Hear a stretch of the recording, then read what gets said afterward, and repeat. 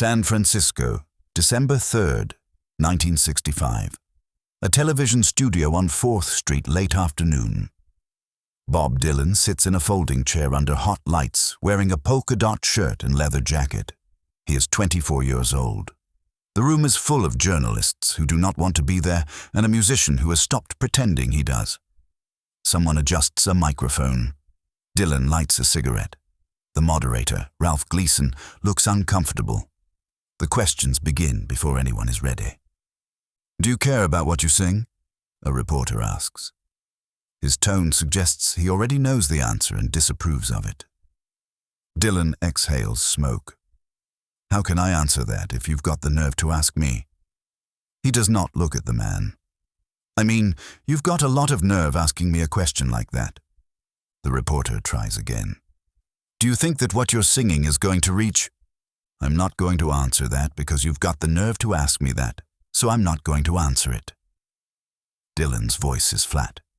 He's looking at something past the camera now, or at nothing. Another voice from the side. "Can you be informative?" "Oh, I could," Dylan says, "but I'm not going to." This is the third press conference in 2 weeks. Before this, there was Los Angeles. Before that, Austin. Before that, a year of similar rooms, similar questions, similar men holding notebooks and treating his exhaustion as arrogance. The pattern is established. They ask variations of the same question. What does it mean? Who are you trying to reach? Why did you betray folk music? Why won't you give us something we can print? Dylan answers in riddles, deflections, or hostile silence. No one is satisfied. Everyone leaves angrier than they arrived. By late 1965, Dylan's relationship with the press has collapsed into a structure neither side can exit. He has been the subject of hundreds of interviews since 1962. Early on, he performed the role they wanted: earnest troubadour, voice of a generation, protest singer with clear answers. Blowing in the wind could be explained. The times they are a change-in had a message.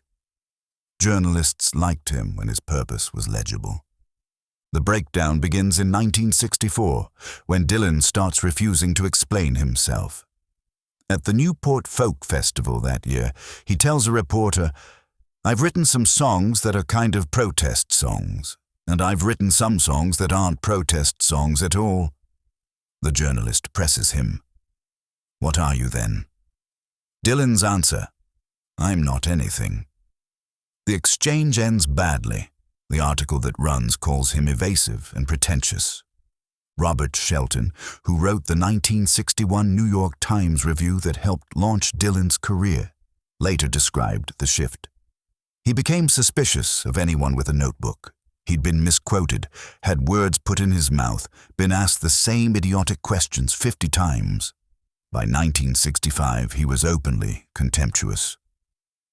The contempt is not accidental, it is structural.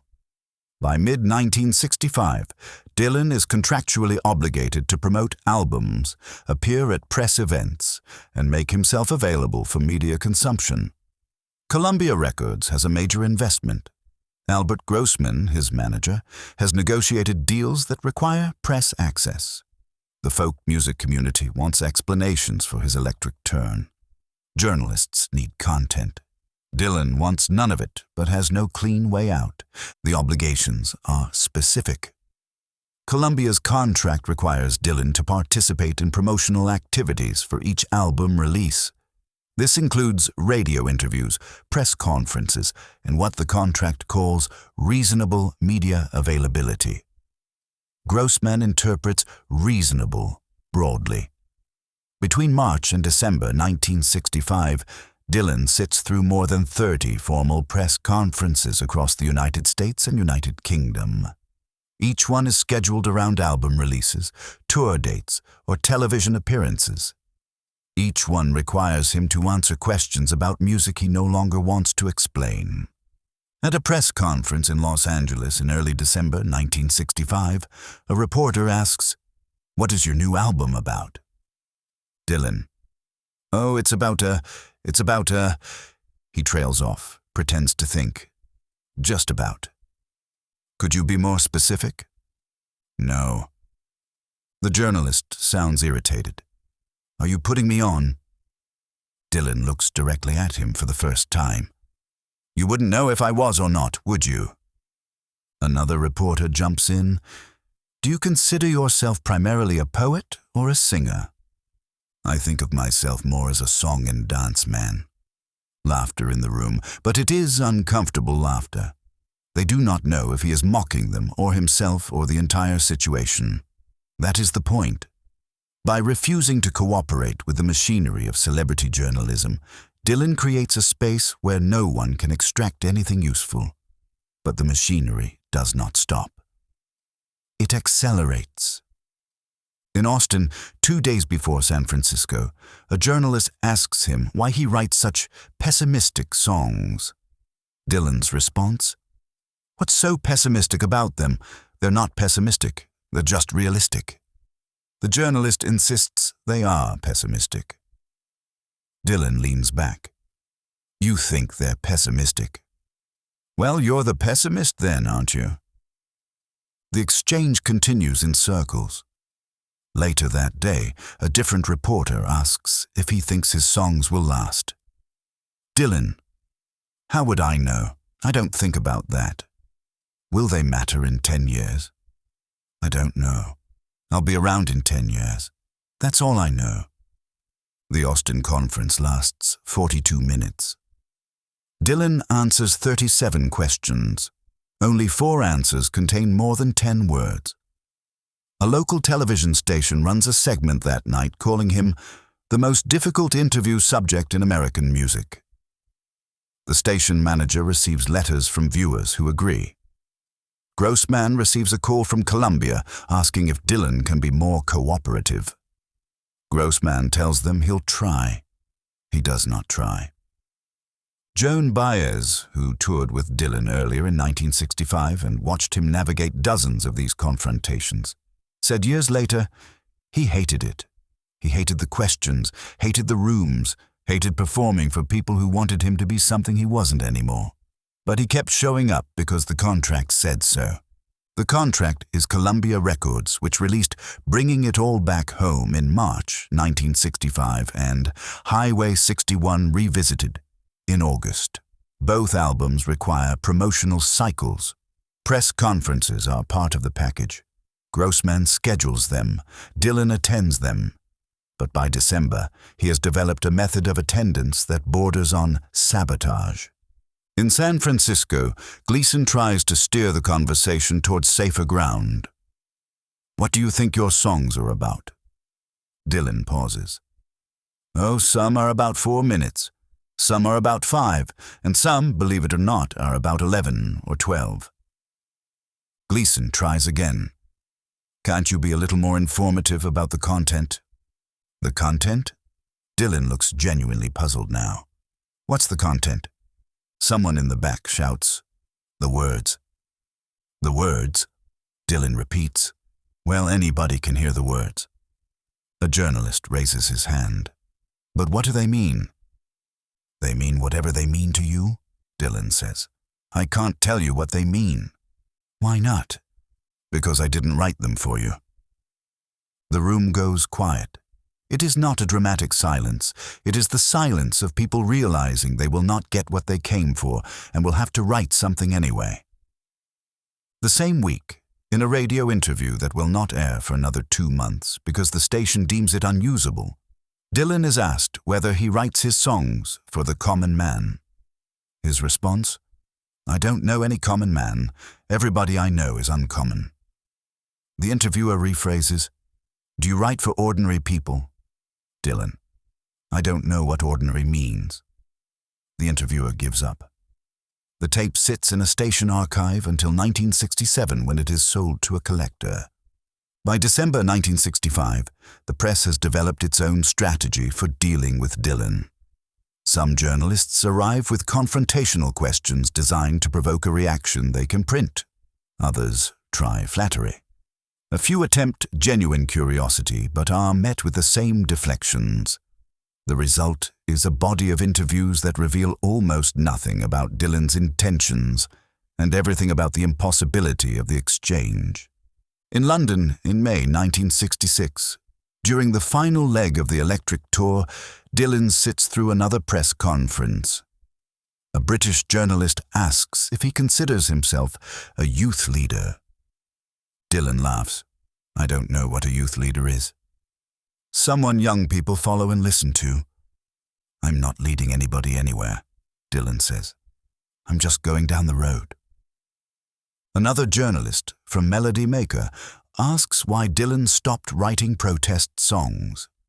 I never wrote protest songs, Dylan says.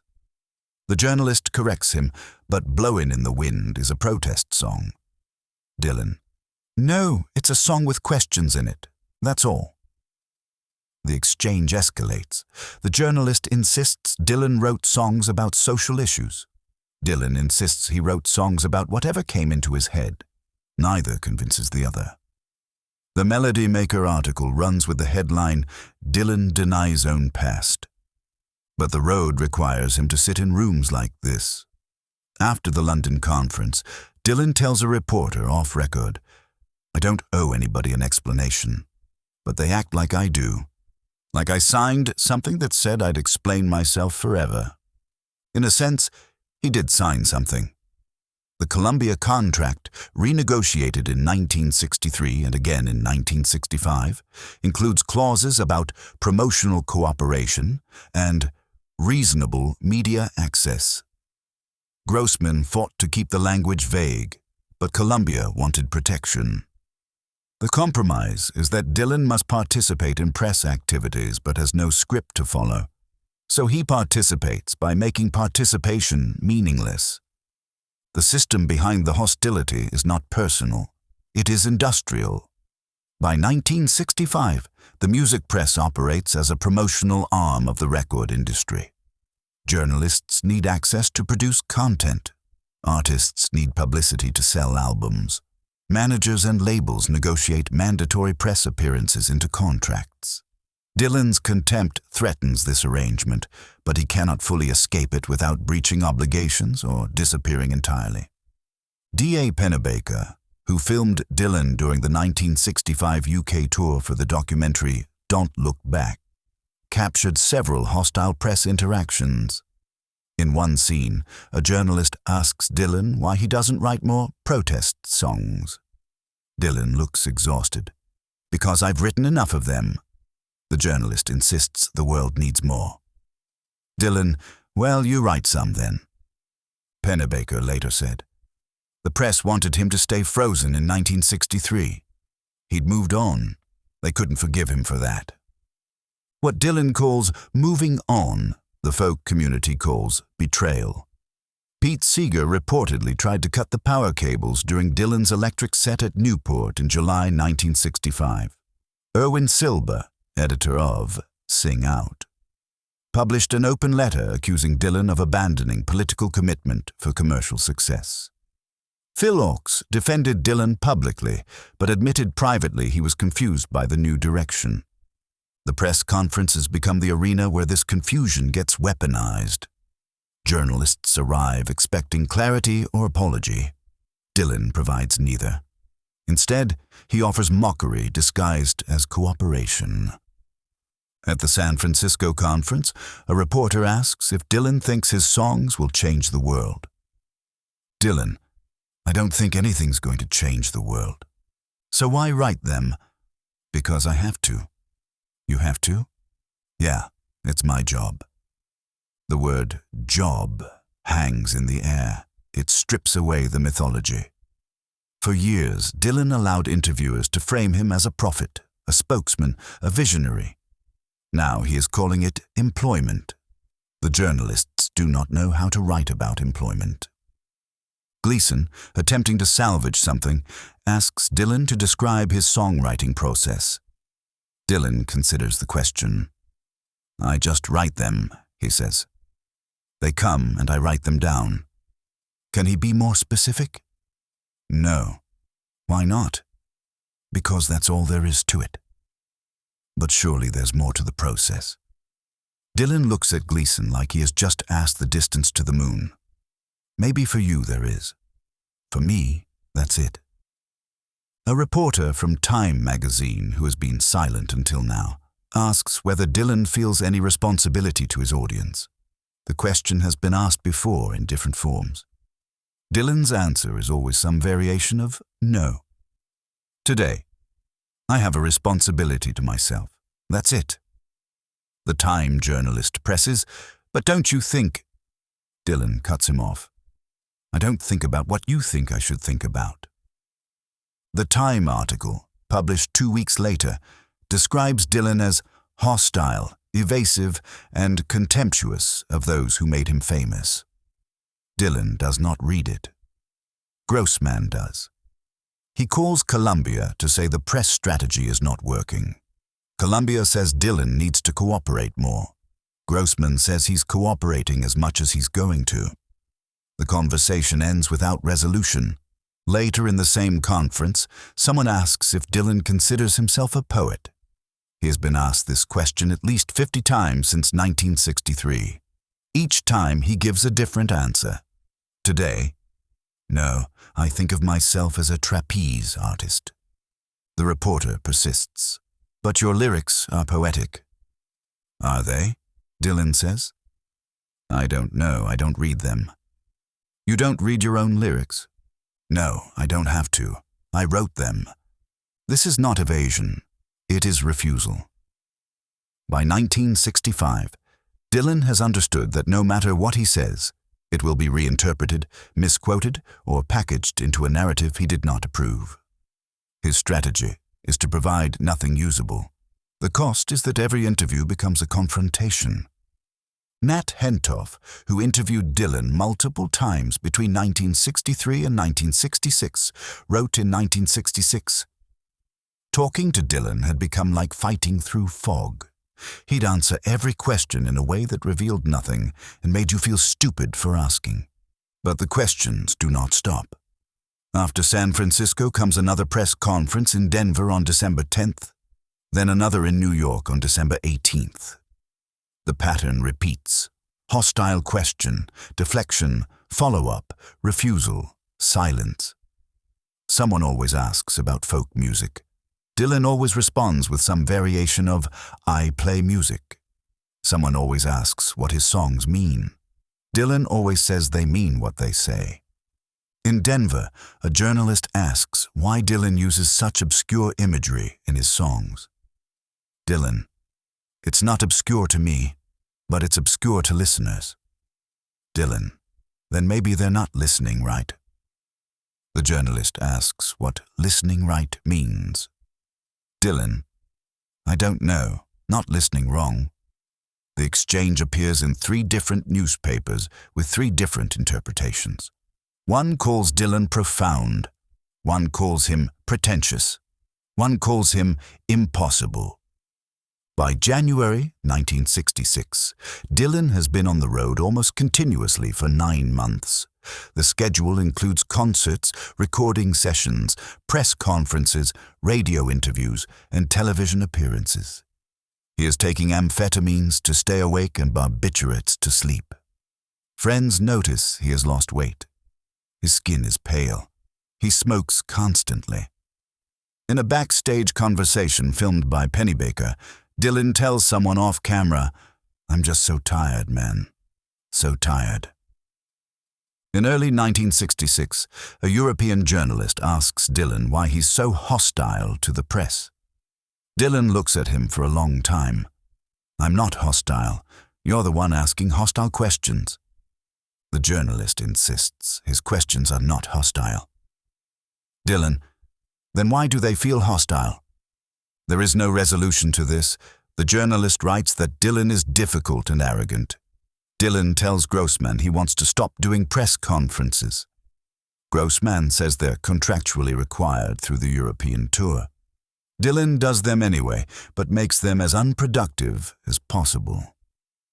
In Paris, during a press conference on May 24, 1966, a French journalist asks Dylan what he thinks about the Vietnam War.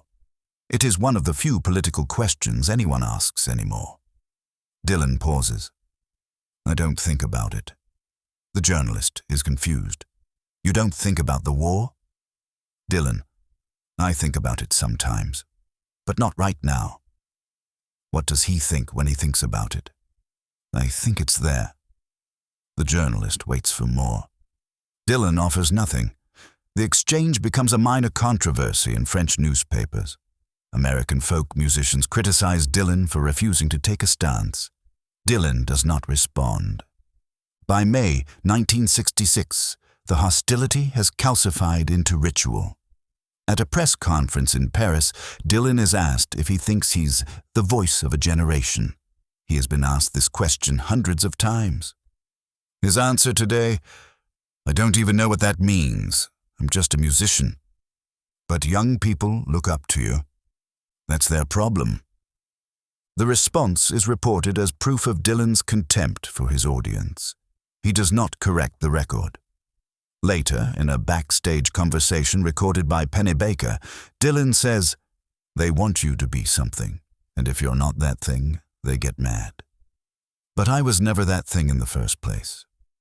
Robbie Robertson, guitarist in Dylan's touring band, later recalled, by the time we got to Europe, Bob wasn't even pretending anymore. He'd walk into these press conferences looking like he wanted to be anywhere else, and the press kept expecting him to play the game. He wouldn't. So they called him arrogant, but really, he was just done. The motorcycle accident in July 1966 ends the cycle. Dylan withdraws from public life. No more tours, no more press conferences. For 8 years, he rarely speaks to journalists. When he returns to interviews in the mid-1970s, the dynamic has shifted. Journalists are more careful. Dylan is more guarded. The hostility is replaced by distance.